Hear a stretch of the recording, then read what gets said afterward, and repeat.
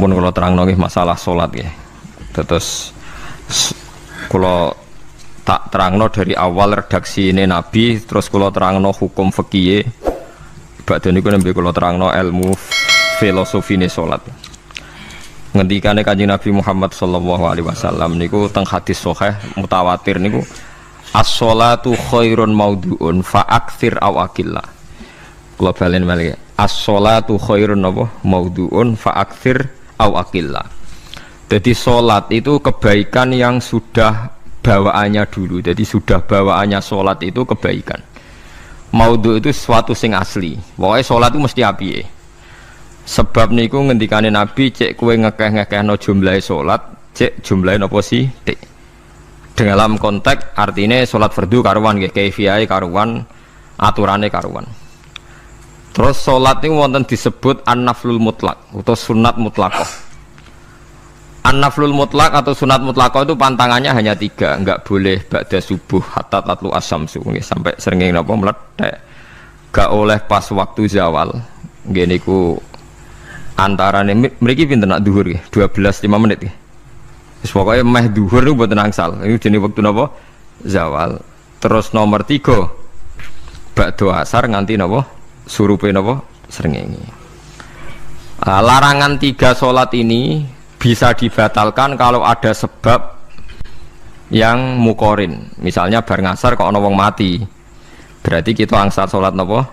Jenazah. Utawa kowe bar subuh mlebu masjid terus dhe wudu. Niku ana ulama sing darani tetep salat tahiyat napa? Masjid. Mergo sebabe nggih dukhulul masjid.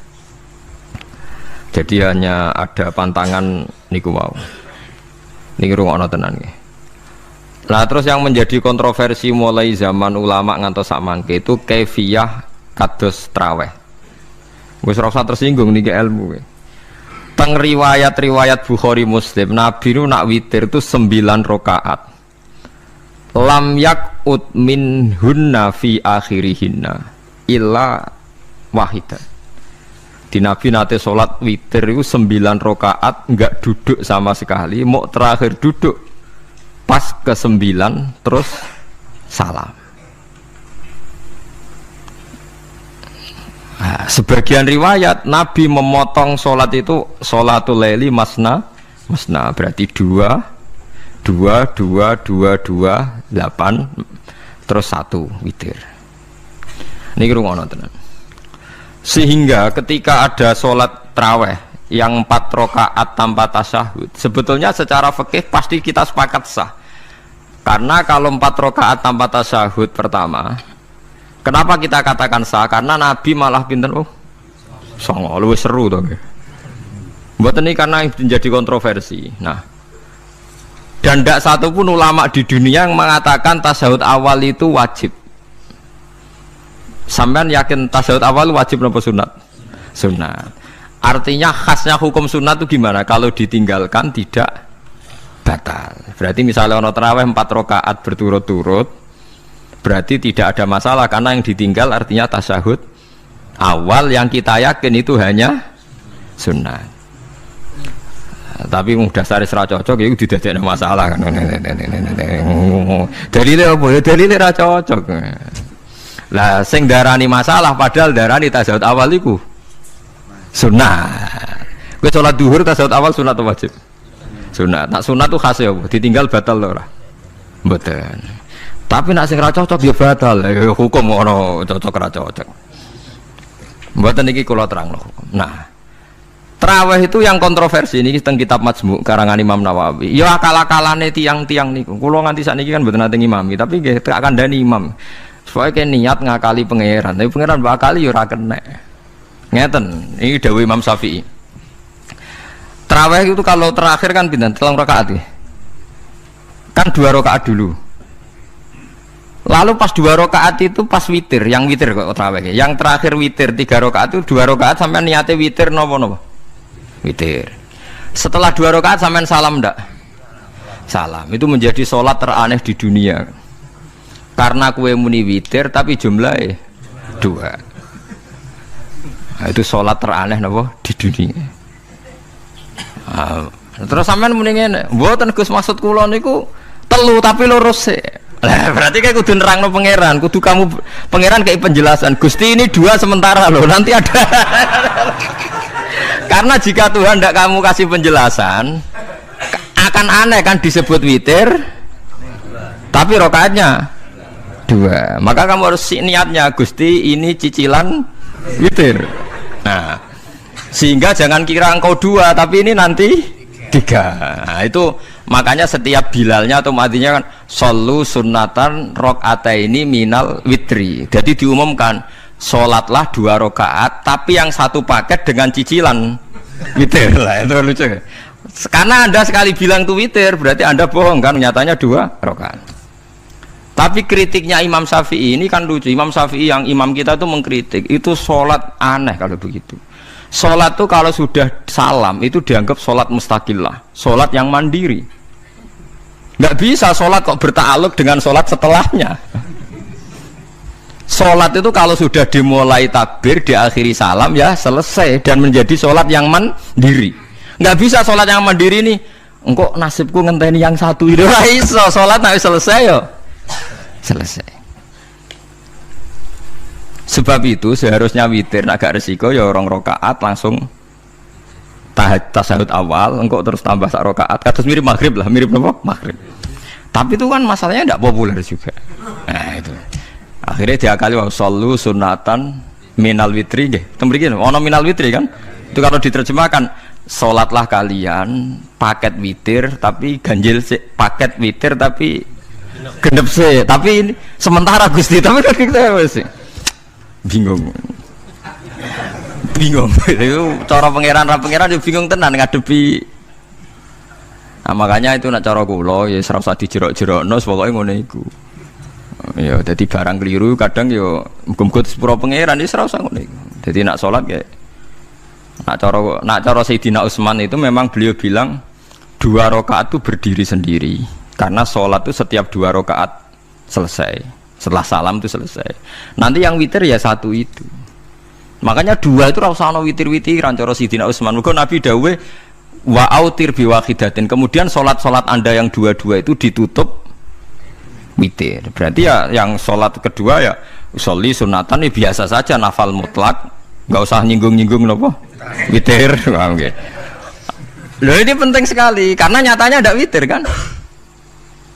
Nyatanya tidak nopo witir. Lah nanti yang 1 terakhir witir.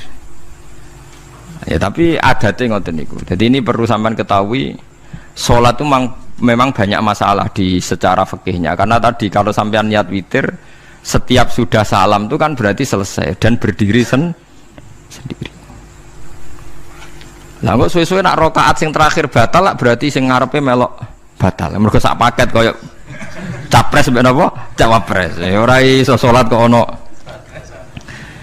Ah itu paham ya. Terus niku kaifiah salat. Di sampean memang akal-akalan tenggene witir pun bener, solu sunnatam minal witri rakaataini. Dadi niku rondok bener ya rondok ngawur. Dadi ngawurnya itu tadi wong salat niku mustaqillah setelah ditutup salam selesai kok bergantung. Hanya nasib 2 ini kan bergantung setelahnya kan, mana ada sholat kok sudah ditutup berkaitan. Mulane kula niku nak witir ya ora tau tak niati witir. Mun kula ora cocok mbek pengumuman niku ora pati cocok. Tapi kan kula makmum, ora malah dihisab kan cara salah ya. Usolli sunatan anut imam teng ati kula mpun supaya nah ame salah ya malah salah, nak bener ki melok napa? Bener, tepak-tepakan wonten mawon. Jadi kalau ini wong alim fikih tapi paling tersiksa, aku kalah mbek adat, kalah mbek napa adat. Ya piye? Nentang adat ora apik. Jare Nabi kono umume wong ya melok umume wong. Nek wong bintu ya melok napa? Bintu. Nah itu intinya Imam Syafi'i harusnya punya rasa malu orang yang mengatur sholat sedemikian rupa. Sebetulnya sholat itu niatem salah lah, kelira-keliru lah. Wong sholat itu wis apik, ora usah detail-detail napa niat. Lalu dari Imam Syafi'i kowe mlebu masjid niat duha ya untuk tahiyat masjid, niat tahiyat masjid nek waktu duha ya untuk duha. Karena wis barang apik, wis piye-piye tetep apik. Ngono, dadi ora usah ribet-ribet niat ngono bae wong barang apik. Paham ya? Tapi kan sederhana kan sebetulnya kita tidak perlu bulat, tidak perlu apa bulat. Paham gitu. Terus ini penting. Nah, terus yang ketiga masalah kesunatan jamaah dan tidak. Ini kalau terang detail.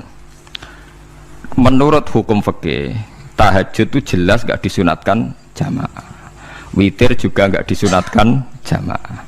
Tapi semua ulama yang bilang tidak disunatkan itu gak ada yang memfatwakan hak batal kalau berjamaah. Jadi tidak ada yang bilang dikatakan batal kalau jamaah. Cuma tidak disunatkan jamaah. Tapi Rasulullah itu pernah main di salah satu sahabat di waktu duha. Sahabat itu sakit, ingin ngundang Rasulullah, kepengen dalamnya di kenangan nanti tinggi sholat sinten Rasulullah. Ternyata Rasulullah ketika sholat, anak-anak dan istrinya yang sakit tadi ikut jamaah dan Nabi membiarkan. Bahkan Nabi sempat ngatur soft. Padahal itu satu bentuk sholat yang kategorinya nggak disunatkan apa? Jamaah. Itu makanya Imam Nawawi bilang sholat-sholat yang nggak disunatkan jamaah itu masih boleh jamaah. Seperti witir, duha. Nggih, tapi aja terus jadi gerakan tahajud bersama. Nah niku kula ora cocok nih. Wong ora kepen tahajud kok dijak napa? Tahajud. Wong kula nggih nate dipamiti Gus nek ana tahajud bersama. Cangkem ora usah. Wong sing ngeloni bojone lagi ibadah, mbok ibadah sing ora enak ngono lho. Mergo jare Nabi wis jelas wa fi buti ahadikum sedekah. Tadi kowe ku malah lucu. Wis ibadah kok baca apa? Ibadah. Jadi sing ngeloni, lho ngeloni ra kudu ngeloni bojo, ngeloni anak iku ya napa? Ibadah. Takokno ruhen. Nak ngeloni bojo gak di masa depan ngeloni apa? Anak. Ngeloni anak nggih napa? Ibadah. Ning omah njaga anak bojo timbang dhewean nggih napa? Ibadah. Mulane kula nu rapati cocok nek ana tahajud bersama oleh tapi aja dadi gerakan. Nek sing pun nglampahi nggih monggo, sing umate seneng nggih monggo, itu tetap baik. Tapi baiknya bergantung sejauh mana ini tidak dimasalkan. Sekali dimasalkan tetap tidak napa baik. Karena nanti punya akibat yang sedang baik diajak baik yang lain, dari baik nikmat menjadi baik gremeng itulah itu perkara kan. Hanya orang kan sepakat kan nak ngumpuli bojo ibadah, kabeh ulama sepakat kan. Dan itu penggemarnya banyak. Terus dijak ibadah yang penggemarnya sedikit. Dasar imamnya ra cocok. Lah itu kan resiko agama dikomentari kan tinggi. Makanya tidak usah dimasalkan. Sing kelon ya keben, sing turu ya napa? Keben karena turu ki ibadah kan. Wong turu niku mari ra maksiat. Wong zina iku mergo apa? Mergo ora turu. Wong maling mergo ora turu. Wong ngrasani wong mergo ora turu. Mulane kula nate cerita teng ngaji niki ana ulama wali. Saking senenge ibadah nganti janggal. Ana gak wali sing makome kaya aku. Ditudono wali sing saurip-uripe mung turu kecuali salat fardu. Yaiku wali sing setingkat kuwe. Mboten trimo Gusti tapi niku kok turah turu ya takokno sesuk. Kena apa kok turah? Turu. Jebule tak takoki kena apa jenengan turah turu? Ya wong turu ora iso maksiat. Tapi nak kue poso tahajud, jenenge wong melek tepatine nduk ndi-ndi, tetep paling selamat iku apa turu. Akhirnya ngakoni dene. Jebule alim kuwe lah ya dadi turu iku iso dadi wali. Ke wong turu ora ngarah zina, ora ngarah maling, ora ngarah ngrasani wong. Dadi mulane akeh wali sing berangkat saka napa turu. Mulane Ashabul Kahfi iku wali sing kramate iku turu suwi. Mergo turu iku nak tepak. Niku iso dadi napa? Wali. Mulane kenapa keramat Ashabul Kahfi napa? Turu. Tapi aja tiru. Lha iki cerita ilmu, dari ilmu ora kudu setuju niku niki ilmu. Difaham ya terus. Kula piyambak pribadi belum pernah tahajud jamaah sama istri saya. Kula piyambak jarang tahajud. Tapi memang saya beritahu kalau sholat yang kesunatannya itu tidak jamaah, sebaiknya jangan dipaksakan jamaah. Karena kadang fadilahnya disirron. Kalau balik ini seperti sodakoh. Kalau zakat wajib itu sebaiknya diumumkan supaya orang tahu bahwa dia sudah melakukan kewajiban. Tapi kalau zakat tidak wajib sebaiknya sirron, sebaiknya rahasia. Begitu juga sholat jamaah itu kenapa baik di sholat fardu? Karena kalau yang tidak jamaah kan dikira dia tidak sholat. Makanya kesunatannya sholat fardu napa jamaah. Tapi selalu potensi riya, sum'ah, pamer itu ada sehingga ada sholat yang dari awal didesain supaya tidak kelihatan orang. Yaitu sholat nggak usah berjamaah. Plus baik di rumah. Semua ulama ijma sholat sunat itu baik di rumah apa di masjid? Di rumah. Di rumah, di dalam kamar sama di kamar tamu, ruang tamu baik di dalam kamar. Bahkan Nabi nyebut sholat fiko ibaitiha di kamar paling dalam. Nah, bagaimana mungkin sholat yang sudah didesain sirron begini, misalnya kayak tahajud, disunatno bengi-bengi ben ra wong roh, disunatno ning jero kamar ben wong ra roh. Jebule jamaah kan jadi aneh kan. Tapi kan tentang ya goblok, barang apa kok buat tentang. Ya tapi kowe tenanan yo goblok kok ora sunah Nabi iki, Bang. Mulane aku udah takok itu yang jenengan takoki kok ngubang-ubang. Lah makane aku wong alim dadi bingung. Bingunge iku mergo akeh ilmune ora kok koyo bingungem. Tapi sing jelas peminat ibadah kelon itu lebih banyak. Niku mau sing mesti niku. Karena Anda harus sepakat kan kelon niku napa? Ibadah. Kita sepakat kan.